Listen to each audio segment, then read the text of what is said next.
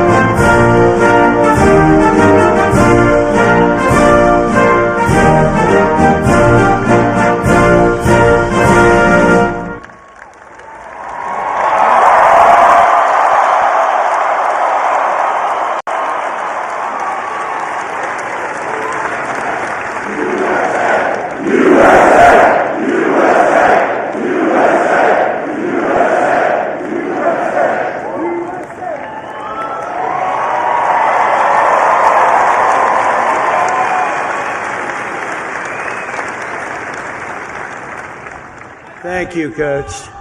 Wow, what a nice-looking group this is. What a beautiful group of people. And especially a very big hello to the University of Alabama. Congratulations to the class of 2025. Roll Tide. Roll Tide.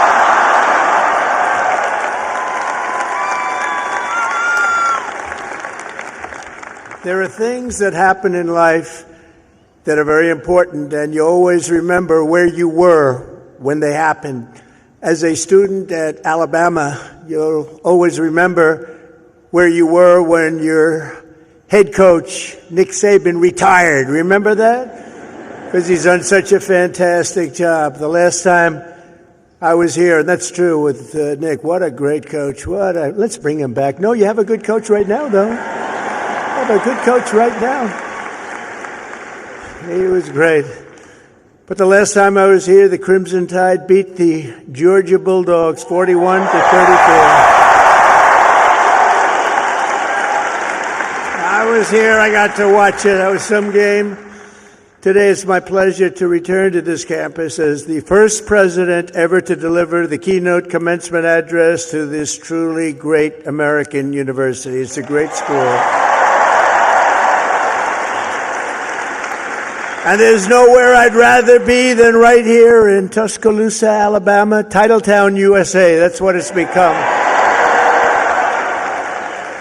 And I love this place. Maybe it's because I won Alabama by 45 points. Could that be the reason? 45? You know, the way they say, the polls have closed in Alabama. Trump has won Alabama immediately. It was very quick. It was very, very quick and nasty. That's what we like. They put all 7 of your commencement ceremonies, I don't know if you know this, but they put them all together first time ever, so I better do well, or I'm in big trouble. But I want to thank President Bell for his 10 years of distinguished service, highly respected gentleman, but 10 years of service to this great university, overseeing the education of 100,000 proud Alabama graduates. That's something to have on your record. I also want to thank Alabama Governor Kay Ivey, who's here with us, and she's a fantastic. Where is she? Where is she? She's around here someplace. She's here. I just took a picture. I said, you're doing a great job, along with the very wonderful man, a friend of mine, Senator Tommy Tuberville. Where's Tommy? Tommy's great. When he wanted to run for the Senate, I said, well, you beat Alabama 6 times in a row. How can you run for the Senate? He said, well, I just look at him and I say, well, I was responsible for them getting Nick Saban. I said, that's a good reason. And he won. Very easily he won. But I'll never forget that. Thanks also to a wonderful person, Representative Lisa McClain, a great person, great, highly respected. Gary Palmer, Robert Adderholt, Dale Strong, Ronnie Jackson, Ralph Norman, along with Lieutenant Governor Will Ainsworth, Alabama Attorney General Steve Marshall, Alabama Secretary of State Wes Allen, great people. Alabama Senate President Pro Tem Garland Gudger, Chancellor Sid Trant, and members of the University of Alabama Board of Trustees. But most importantly, and they would agree with this, let's give a big round of applause to your incredible parents, grandparents, and family members.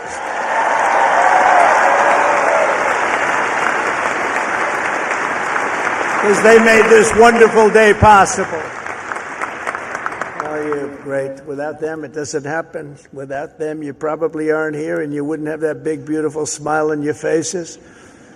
This year, the graduating Alabama class of 2025 has over 6,600 graduates. You're the largest class in school history. Among your ranks are among the 800 first-generation college students and nearly 3,000 students from right here in the great state of Alabama. Amazing. And this class also includes many Rhodes Scholars, Goldwater Scholars, 213 Merit Scholars, and over 1,500 students graduating with red caps. You know what that signifies? 4.0 GPA. That's a lot of students. That's a lot of students.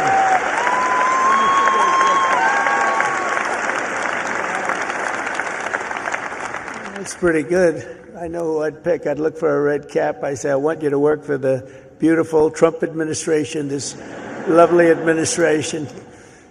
In addition, the class of 2025 has nearly 130 active duty service members, veterans, and members of the University of Alabama, ROTC.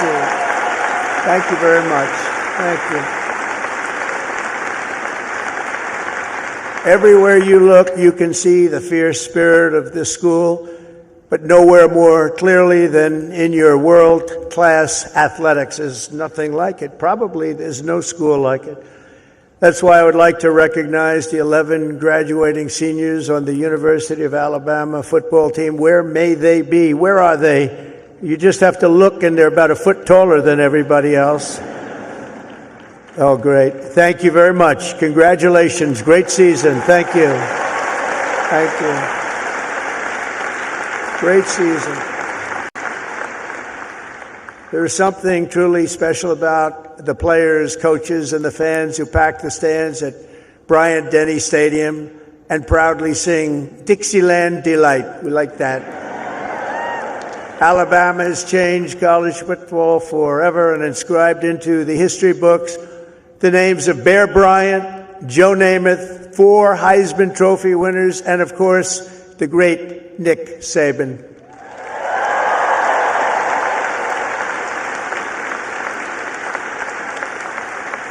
This place is truly where legends are made. It really is. It's a special place. When your president called, we talked about it. It took me about 2 seconds to say, I'll go. I wasn't looking to do it, and we are busy. You know, we're winning a lot of battles right now. We love winning, don't we? Love winning. We're winning a lot of battles. But I wanted to do this. For the University of Alabama, good isn't good enough, tough isn't tough enough, and great isn't great enough. The Crimson Tide does not rest, does not quit, and does not stop winning until it's all time. You know, it's all time. You're always winning, and you're going to keep winning. That's why the University of Alabama football team has won more games in the last decade than any college football team in America. That's not bad.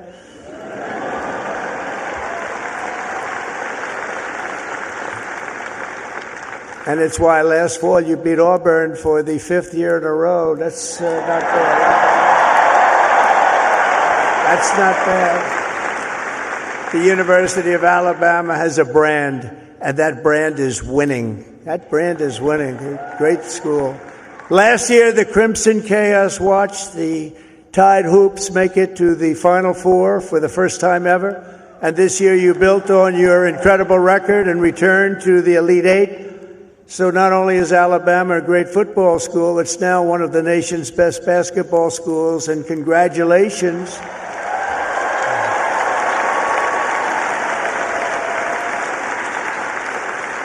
And I love sports, and I think I should have come here.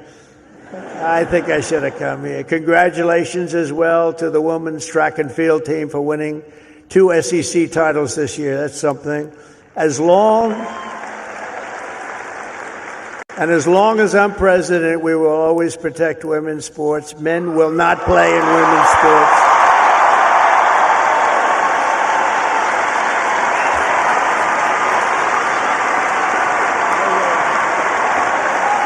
No way.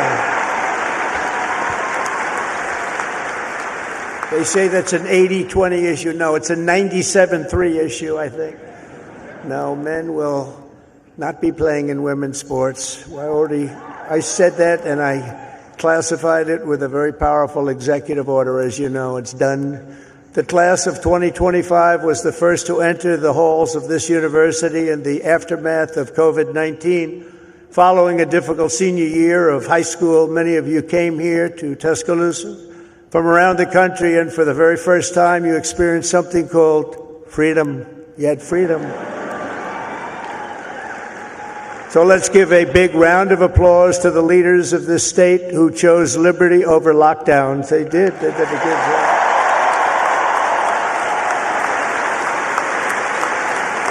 Did a good job. As you know, there are a few campuses in the world more beautiful than this one, and there are a few memories sweeter than the ones you have formed really at this capstone and at the capstone. You'll miss the beautiful sounds of Denny chimes, the excitement of lining the Walk of Champions, the Saturday tailgates at the Quad. As you graduate, it's natural to reflect on 4 years of happy memories, and you've really had happy memories here. You've done a lot of winning. Winning is a good thing to do. But today I'm also asking you to look forward to really something very, very bright and more promising, and it's going to be an even more promising tomorrow, I promise you that. You're the first graduating class of the golden age of America. We're in the golden age. You watch. This is the golden age.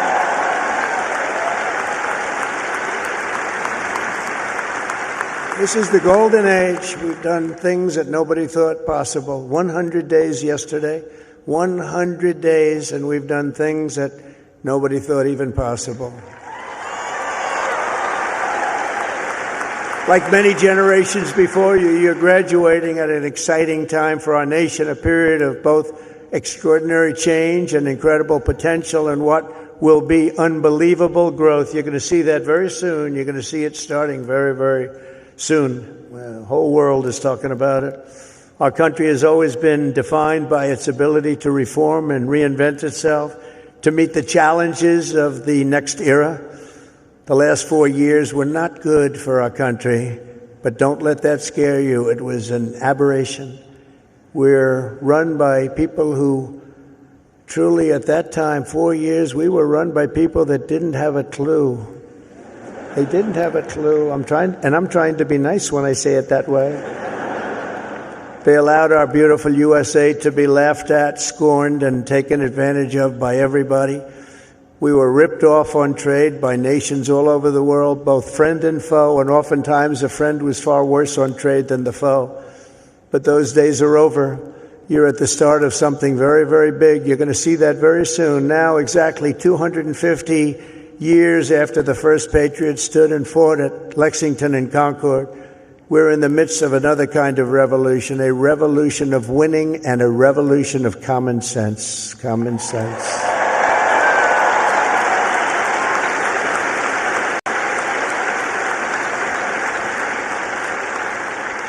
Everywhere you look, broken systems, corrupt institutions, and tired dogmas are being swept away by the tide of history. Ancient wisdom is being rediscovered, and the best and strongest traits of America are coming back for all to see, bigger, better, and greater than ever. Coming back, and they're coming back fast. The spirit of our age is one of boldness, vigor, ambition, and adventure, and it's exciting to be you and young. Oh, I'd pay you a lot of money to have your age. You have a great future. The people have rejected the voices of a failed establishment. You saw that in the election. We've turned the page on endless wars, crippling debt, open borders, ruinous inflation, and the lack of respect for our country and for its leaders. But we're turning that all around, and we're turning it around very fast. We will very quickly make America great again.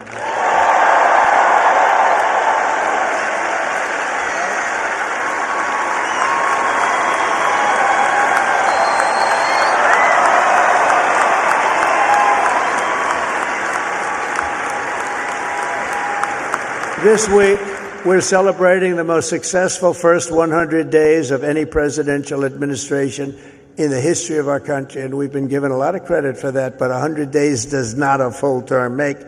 But we're going to do even better as we move along. In a matter of weeks, we've achieved the lowest number of illegal border crossings ever recorded.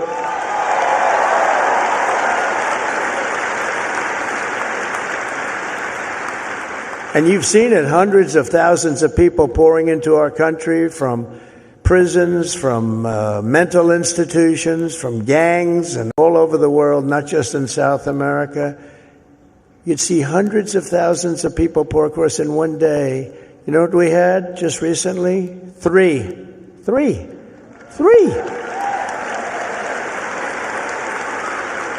And we slashed the number of illegal aliens released into the United States by 99.999%. And you know,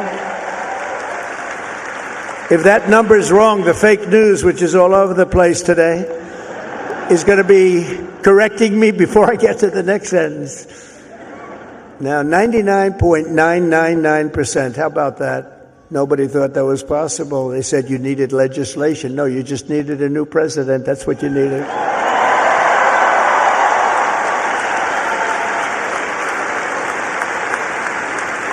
But despite the tremendous success, as you've been reading, the courts are trying to stop me from doing the job that I was elected to do. We won by millions of votes. We won all 7 swing states, 7 out of 7. We won 312 electoral college votes. They said, 270 would be great. We won 312, and 2,750 counties versus 525 counties throughout the nation. That's why when you look at a map, it's all red. It's all red. Every inch of it is red, a little couple of blue dots. But they have to let us do the job that the voters want us to do. Judges are interfering supposedly based on due process, but how can you give due process to people who came into our country illegally? They want to give them due process. I don't know. We've created 350,000 new jobs and brought core inflation down to its lowest level in many, many years. Energy is down. Look at your cost of energy, way down. Groceries are down. Even eggs are down. Remember I came in? Remember I was here a week and they started screaming at me, the fake news. Egg prices have doubled. I said, they just got here. I've been here for 4 days. I said, tell me about egg prices. They've doubled. Well, they didn't double under me. I just got there. And we did a great job. We brought down the cost of eggs. In fact, they said you won't have eggs for Easter. They wanted to we have a big Easter egg hunt at the White House. You saw it just take place. And they thought we should order thousands of plastic eggs. Plastic. I said, no, we'll do it. And we straightened out the egg situation very quickly. Our great Secretary of Agriculture did a fantastic job. And we had so many eggs, we didn't know what the hell to do with them. And prices of eggs have gone down 87% since I took office. That's something, right? But the price of food has gone down, and mortgage rates are down, and gasoline prices just hit $1.88 a gallon in 3 states. Can you believe it? It was at $3.50. It was at $4. We're drilling. Oh, we're drilling. You know, drill, baby, drill, right? We drill, baby, drill. We do that. We got it down. We have it going good. And, you know, when energy drops that much, you don't have much inflation. It's hard to have inflation. It was just announced that in the first quarter, investments in the United States are up 22%, that we're leading the whole world in investment. Everybody's pouring into our country with big dollars. And it's all about November 5th, the November 5th election, and tariffs and incentives that we've given that are going to make this country so much richer. We have $36 trillion in debt. That's going to start to come off. It's going to come off rapidly, but we'll be over $8 trillion in investment, with Apple and others investing $500 billion each. We've never had a period of time in 2 months, because we're here for 3 months, a little bit more, but give me a break for the first month. Had to get a little acclimated, had to see where the enemy lies, because they're already looking to impeach Trump. These crazy people. Let's impeach him. For what? We don't know exactly, but we'll try it. These people are crazy. So we had to, get our bearings for the first couple of weeks. So in 2 months, we had over $8 trillion, think of it, committed. Nobody's ever seen anything like it. There's never been anything like it in any country at any time, and it's all because they want to avoid the tariffs. We want to get here fast. And I said, a number of times, tariff is the most beautiful word in the world, and I got absolutely decimated by the fake news. They said, what about love? What about your wife? What about your parents? What about religion and God? So I said, all right, it's the fifth nicest word I've ever seen. And since I've done that, I've been in good shape. Nobody's bothered me. They've been very nice. So it's the fifth most beautiful word I've ever heard. But it's making us very rich, and you'll be seeing the results pretty soon, sooner than most people think, because that's what other countries have been doing to us, just so you understand. They were tariffing the hell out of us. We couldn't sell cars in Europe. We couldn't sell cars in China. We couldn't sell cars in Japan or anywhere else. We couldn't do anything. And all we're doing is we're doing it to them, but we're doing it much better. And the U.S. military is suddenly seeing its best recruiting numbers ever. We've never had numbers like that.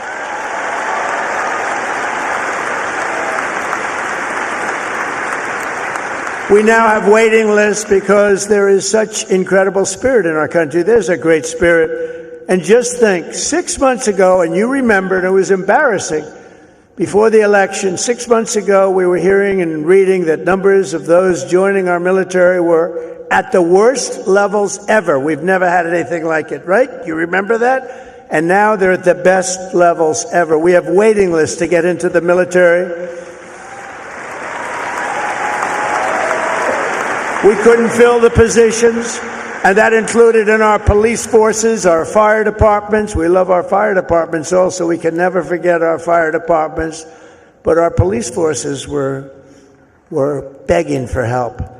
And now they're brimming over with people and applicants, and they're getting great ones. It's amazing what's taken place. And that's really the spirit. Each of the graduates in this arena will soon have the chance to help lead this project of national renewal. And that's what it is. It's a national renewal. We suffered so badly for 4 years. We had one of the greatest economies. We actually had the greatest economy in the history of our country during the first term of Trump. And then we got hit hard with inflation during the Biden economy. It was horrible. We were hit so hard. The worst probably ever. They say 48 years. We'll accept that. But I would say ever. You'll embrace this moment, and you'll step forward with strength and grit, faith and patriotism to put America on a new trajectory for your children. And then you'll take your place among the greatest generations in the history of our country. I think you have a chance to be the greatest generation in the history of our country, because we're turning it around, and you happen to be available. You're available.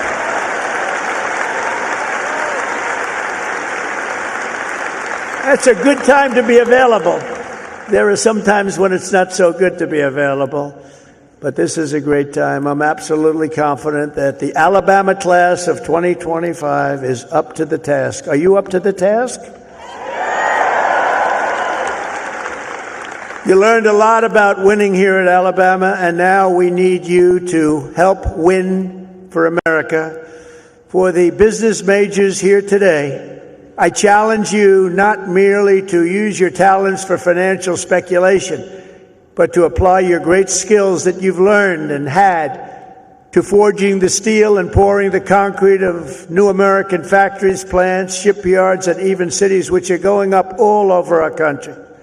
Don't just build a strong portfolio, build a very, very strong America, and you're going to do that.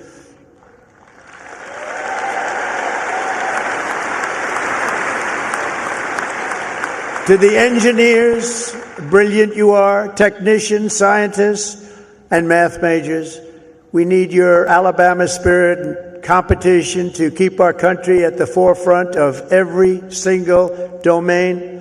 America should have the world's tallest buildings, design the fastest airplanes, build the greatest cars, do everything the absolute best, better than any other nation in the world, and you can do it. And we will soon land American astronauts on Mars. That will happen. That will happen.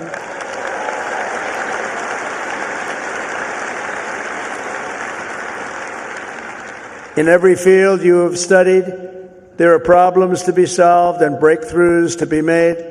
To the journalism majors, of which I've had a lot of problems with. So I must be honest. I'm not sure I like them. No, I do. But you're really leading a very thing, because we need a great and free press. We need a brilliant press. They're like a watchkeeper. They're very important, and you can go out and take it down a new track, help save the country. So important. Your task is so important, and it's to build a media that Americans can trust. And remember, the people of this country, they know the truth when they hear it. That's why the ratings, the approval numbers of the media are so low. We need those ratings to be 100%. We have to be able to trust our media. They say you have to have that. You need strong borders, and you need really free, fair, clean elections. You need those things, but the media is a big part of it. In the world of health and medicine, there is an exciting new movement to get poisons out of our food supply, keep toxins out of our government.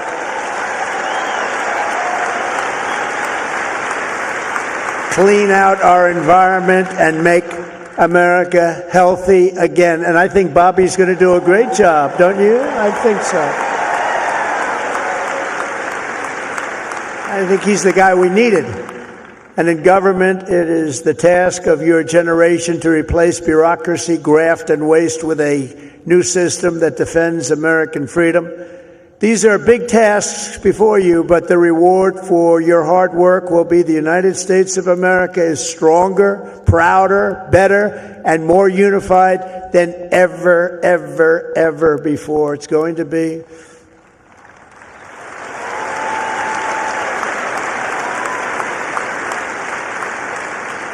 As you embark on this great adventure, let me share some of the biggest lessons I've learned from a lifetime spent building dreams and beating the odds. I beat a lot of odds. A lot of people said, I don't know. But it worked out okay. Where are we? Oh, gee, I'm president. How did that happen? Now, you're going to be in the same position. But some of the would you like to hear some of the ideas, or should I just skip over that part, huh? That's going to be more interesting than all the other stuff, which was slightly political, right? I'm going to give it to you, though, just as I see it and as I've learned it, the hard way and the easy way. First, if you're here today and think that you're too young to do something great, let me tell you that you are wrong. You're not too young. You can have great success at a very young age. You're all very young. In America, with drive and ambition, young people can do anything. I was 28 when I took my first big gamble to develop a hotel in Midtown Manhattan, the Grand Hyatt, and it worked out incredibly well. But I was very young at the time. I was like a very young person in sort of an old person business. Steve Jobs was 21 when he founded Apple. Walt Disney was 21 when he founded Disney. James Madison, James Monroe, Alexander Hamilton, Thomas Jefferson. They were no older than 25 when they began the journeys that etched their names into the history books for all time. So to everyone here today, don't waste your youth. Go out and fight right from the beginning, from the day you leave this incredible university. Go out and fight tough, fight fair, but go out and fight. You're going to be very successful, because now is the time to work harder than you have ever worked before. Push yourself further than you have ever pushed yourself before.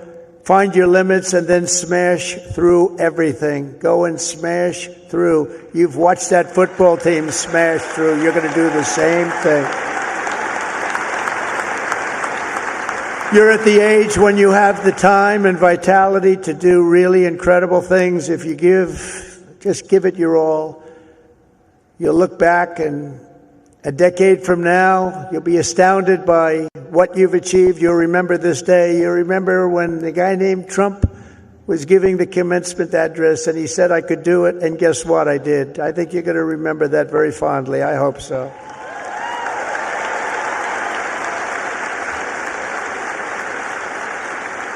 Second of all, and very importantly, you have to love what you do. Okay? You have to. I rarely see somebody that's successful that doesn't love what he or she does. That's way you really like. Work isn't work. It's fun. I find it fun. I work all the time, and I find it fun. If I didn't find it fun, I wouldn't be successful. Whether it was real estate or in showbiz, I had a lot of different careers, but I loved real estate so much, and I was very successful at real estate because I loved it. I learned a lot from my father because I watched him work. He worked he was a workaholic. He loved to work. He's a good man. He was a tough guy, tough as hell, actually. Now that I think back, I don't know if you could even get away with that nowadays. He was tough, but he was a good man, I'll tell you. And he worked 7 days a week. He worked Saturdays, Sundays, it didn't matter. And I learned by watching him, he loved his life. He loved what he was doing. He had a great long-term marriage, a long, many years. He beat me on that one. No, mine are very successful, but they haven't lasted quite as long. It was close to 70 years. That was a long time. I said, Pop, you beat me on that one. But you know what I learned from him? That he loved life, and all he did was work. I see people that don't work hard, and they're miserable. So go out and find. But he loved what he was doing. And you have to find something that you love, and you have to follow your own instincts. Listen to your parents. They're very wise, but you have to follow your instincts and your heart, your soul, and you want to be the very, very best you can be. Treat every day like a home game against Auburn. Fight like hell and enjoy doing it, and your coach can tell you all about that. Third thing is to think big. You know, you're going to do something, you might as well think big, because it's just as tough. You can think small. I know a lot of people, they thought small. They're very smart. I know others that weren't nearly as smart, but they had a better picture of the big picture, because it's just as hard to solve a small problem as a big problem, and it's just as much energy and everything else, except the result is going to be a smaller one. So love what you do, but think big if it's possible. Now, if it's not possible, that's okay too. You do something, you have to do something that you love. You will have all the same headaches and challenges, all the same delays and setbacks, so you might as well do something that's just amazing. America doesn't aim small, Alabama doesn't aim small, and neither do you. So think big when possible, think big. Fourth is work hard. Work hard. Never, ever stop. An example is a great athlete, actually, Gary Player, golfer, great golfer. He wasn't as big as other men. He was actually on the small side. Don't tell him that, friend of mine. Don't tell him that, because he doesn't understand that. But he worked very, very hard. He made up for it. He never stopped. He won 168 golf tournaments. Think of that, 100. I said, Gary, you're winning like every weekend. Do you ever choke or anything? I don't know what choke means. And he made a statement years ago that I read, and I thought it was sort of an incredible statement. He said, it's funny, the harder I work, the luckier I get, right? Think of that. The harder I work, the luckier I get. So you really have to work hard, and you're going to be successful because you have the talent. To get into this school is not easy. To get through it is even more difficult. You have a lot of talent. Fifth is don't lose your momentum. You just want to keep it going, and you have to know if you are losing it. You have to know when you're losing it, so maybe you stop, and maybe it's time to stop. Listen to the feedback, think through your plan very carefully, and keep moving fast. The word momentum is very important. I mean, I'll just tell you a little story about a great real estate developer named William Levitt. He built Levittown. Some of you might live in a Levittown. He was the biggest developer in the whole country in the 1940s and so. And he built these jobs. He started with one house, then 2 houses, then 20 houses, then thousands and thousands of houses. And a company, Gulf and Western, came along and they said, we're going to make you an offer to buy your company. And they offered him a lot of money. a lot of money, more money than he ever thought he could make, and he retired, lost his momentum. He retired, and he led a beautiful life. He had a wife, I must tell you, it was his second wife. It was a trophy wife, what can I say? I don't like telling you everything, but we're all friends, right? Can we talk? We're all friends. He had a trophy wife.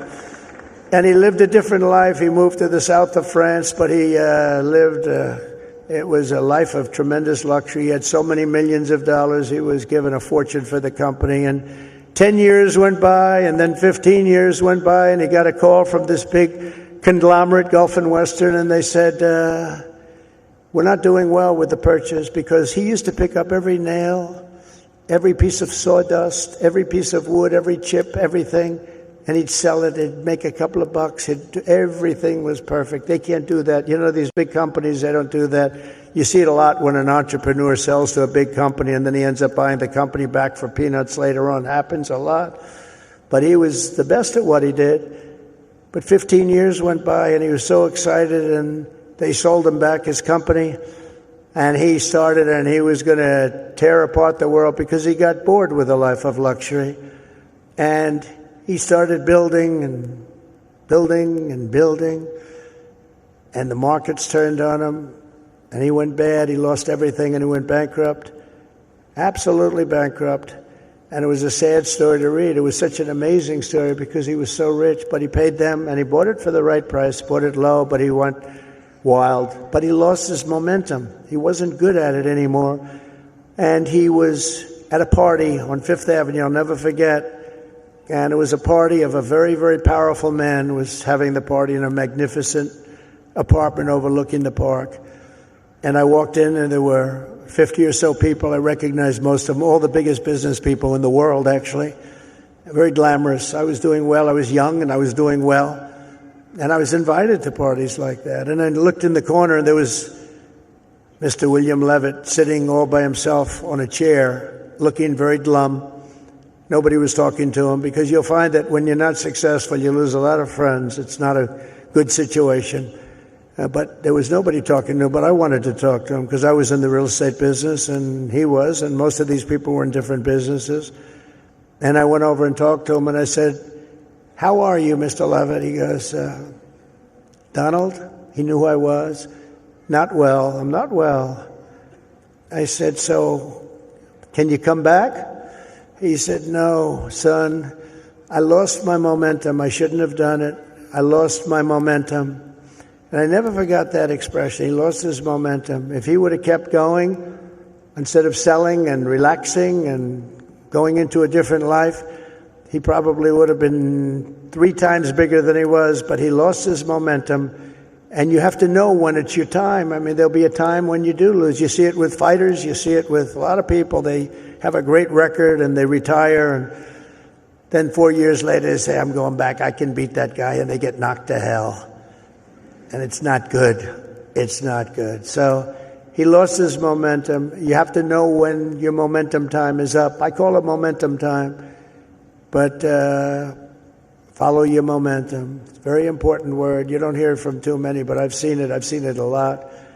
Number 6, if you want to change the world, you have to have the courage to be an outsider. In other words, you have to take certain risks and do things a little bit differently. Otherwise, if that weren't the case, everybody would be successful. It doesn't work that way. Progress never comes from those satisfied with the failures of a broken system.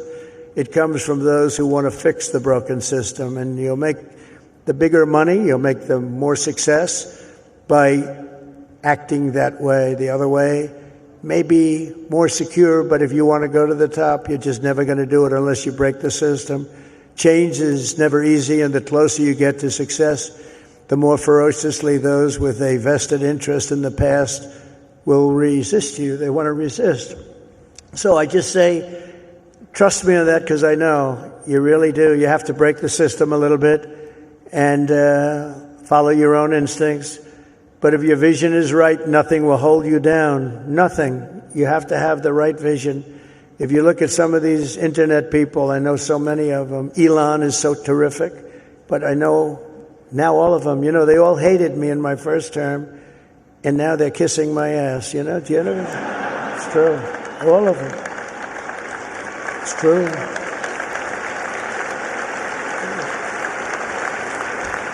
It's amazing. It's nicer this way. Now, in the first, they didn't know what happened because I won an election that, there was never a businessman that won a presidential election. Out of 100%, 8% were generals and 92% were politicians. Not even admirals, not even just generals. There were 8 generals: General Washington, General Grant, General Eisenhower. But 8% were generals and 92% were politicians. And when I ran, everyone said, well, he can't win. He's a businessman. That's not going to work. And, but you have a natural instinct for things. I guess I had a natural instinct. I said to somebody, was I a better businessman or politician? And they said, well, there are a lot of guys that made a lot of money, but there's only one guy that became president that was a businessman, so I guess you're a better politician. But I don't think of myself as a politician. I think of myself as a businessman, and I'm proud of that. And I've applied business instinct, and that's why I think you're seeing us doing so well.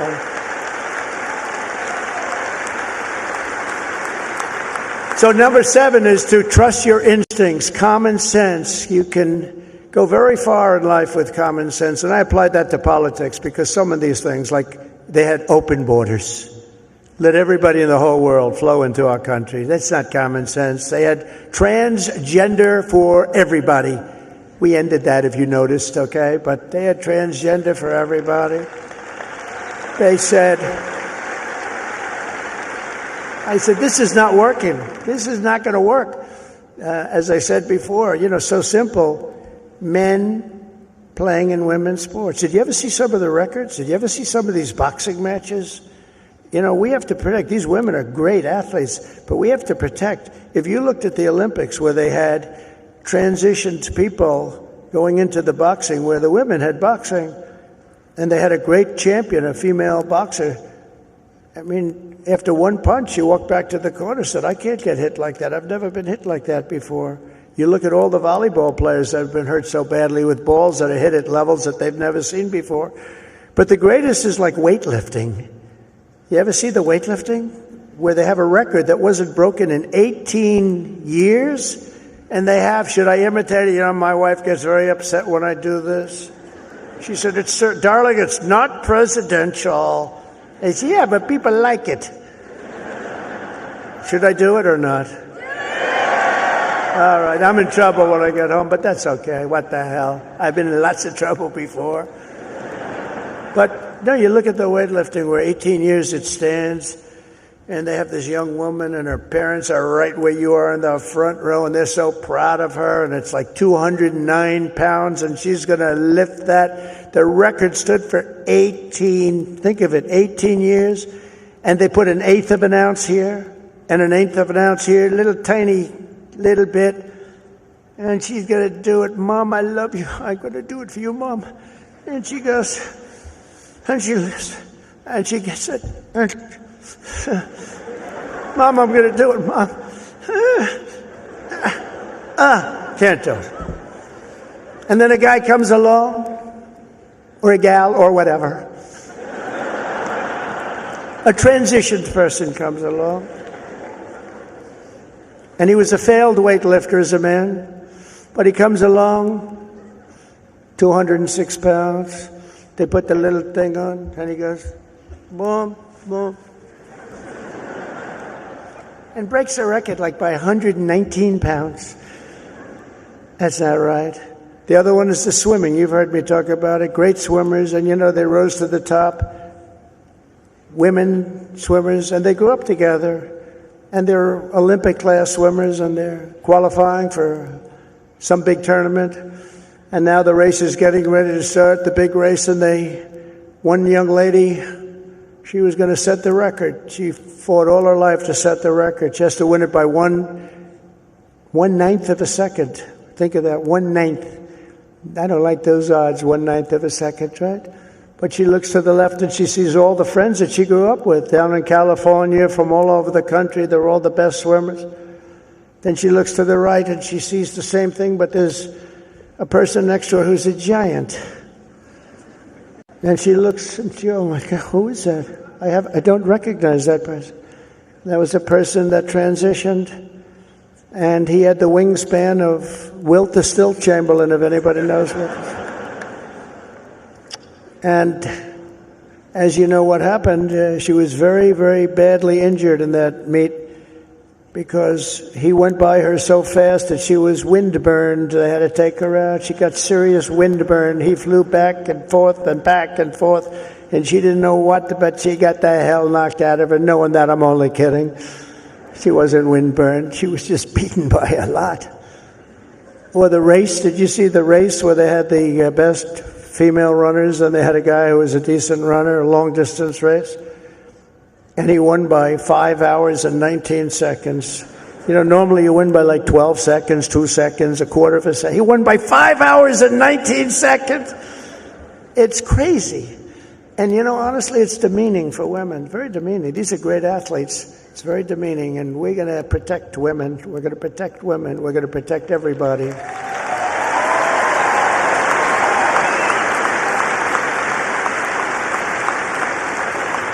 So now that I'm in trouble with my wife, I'm going to blame the University of Alabama for asking me to go through with that stuff. But it's pretty descriptive, isn't it, really? It helps when you know that borders are not racist, speech is not violence, America is good, terrorists are bad, men can never become women, police are not criminals, and criminals are not victims.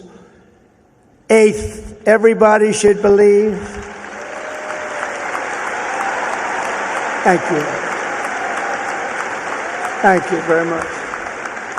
Everybody should believe in the American dream. It's real, it's there, and it's right before you. We're coming back to the American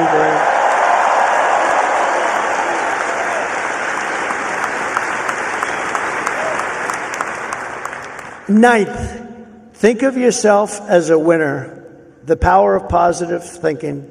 Dr. Norman Vincent Peale, from many years ago, wrote a book, The Power of Positive Thinking, and there is a lot to it, the power of positive thinking. Don't consider yourself a victim. Consider yourself a winner. In recent years, too many of our young people have really been taught to think of themselves as victims and blame people and be angry. Don't be angry. But in America, we reject that idea that anyone is born a victim. Our heroes are the ones who take charge of their own destiny, make their own luck, and determine their own fate despite the odds, despite all odds. That's what happens. They're given a little chance in many cases, very little chance of success, and they become the most successful people in the world. Whether you were born rich or poor, black or white, male or female in America, anyone can be a winner. And our whole country will be cheering you on, and I'll be at the front of the line cheering you on, especially because you come from this incredible university.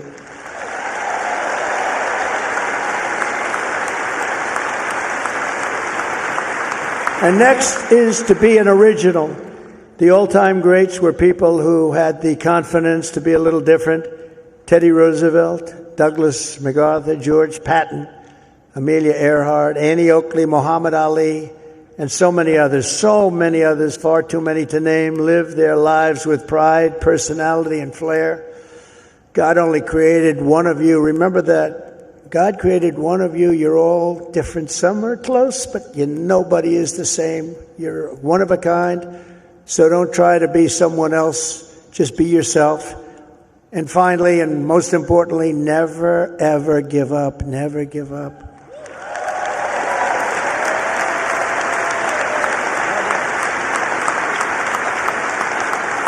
Never give up. And I've learned anything in life, and it's so true. One of the most important things you can learn, if you just went a little bit longer, if you just held out a little bit longer, you would have been successful. Well, the stories of that are legend. But I've learned that perseverance is everything. So whatever happens, no matter where you are in life, stay optimistic and just keep pushing forward. Just don't stop. Never, ever give up. Victory is right around the corner. I've watched Coach Saban win games that really were virtually over. You've seen it. You've been in the stands. He won a couple of games. I said, Coach, you got lucky as hell. He said, I didn't get lucky. I'm a talented guy. You know, those little touchdowns that come out of nothing. He's amazing, but he's a guy that doesn't quit and doesn't know what the word quit even means. He couldn't define it. He took victory out of the jaws of defeat, and you can do that too at every stage in my career. My enemies, of which there were many and probably are right now, I can think of a couple of people that don't like me too much right now. But they said that they have to do everything they can to keep me from winning, to keep me from making it. And I'm representing you, so I have to make it. I have big shoulders, but these are big shoulders. I have to win for you. I'm not winning for myself. I'm winning for you. Do you remember when they said that Donald Trump will never become president of the United States? Remember Barack Hussein Obama said that? Barack Hussein Obama. Donald Trump will never be president. Like 50 other politicians said that. Where are they now? Oh, let me see. Oh, there they are. Where are they now? But here I am standing before you as the 45th and 47th president.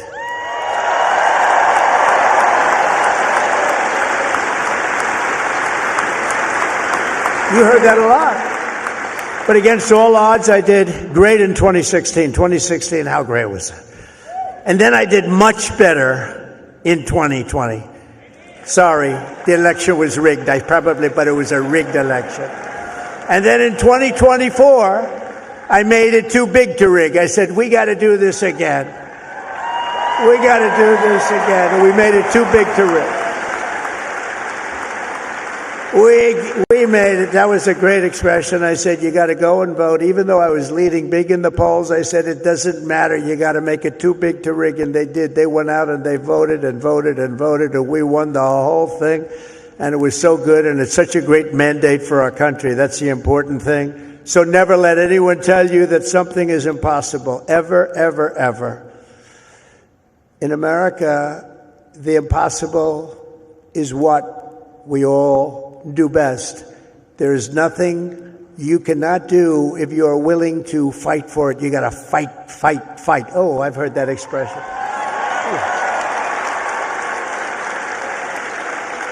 Funny. That's not here.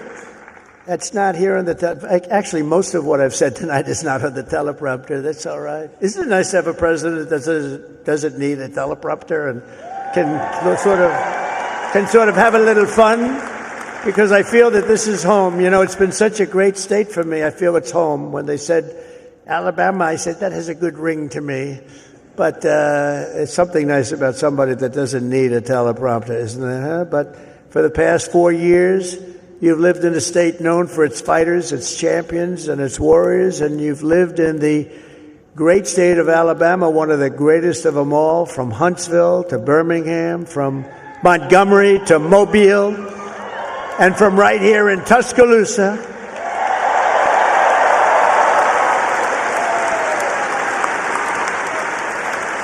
to the gleaming shores of the Gulf of America.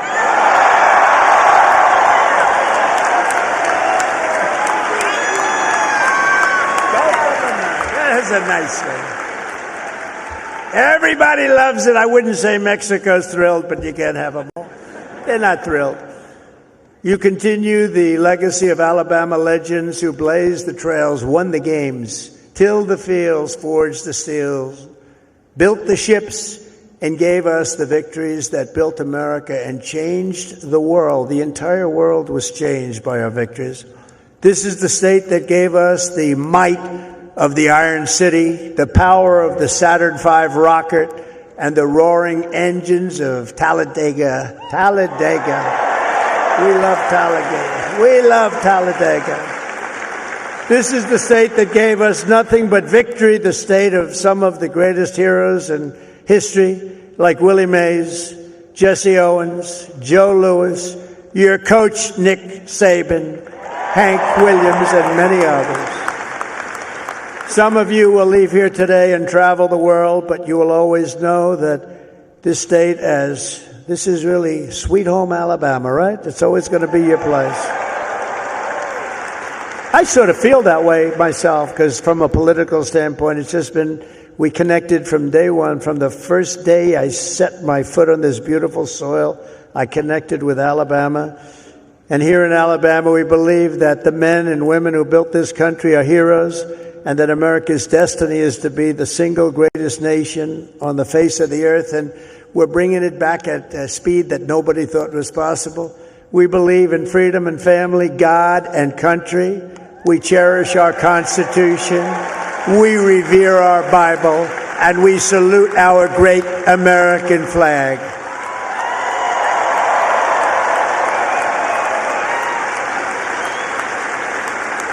We honor our police, we respect our veterans, and we always stand for our one and only national anthem. We love our national anthem. We believe in strong parents, strong values, strong communities, and very strong borders. And we believe that the United States military is the greatest force for peace and justice the world has ever known. We have a great military. We just had people that didn't know how to lead it. We believe the South is beautiful, Alabama is great, and America is our home. We believe in the SEC and the USA.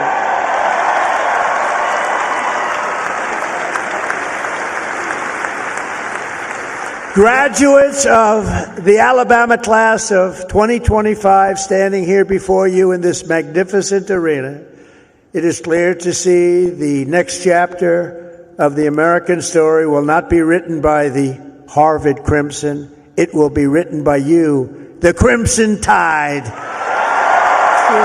That's true. That's true.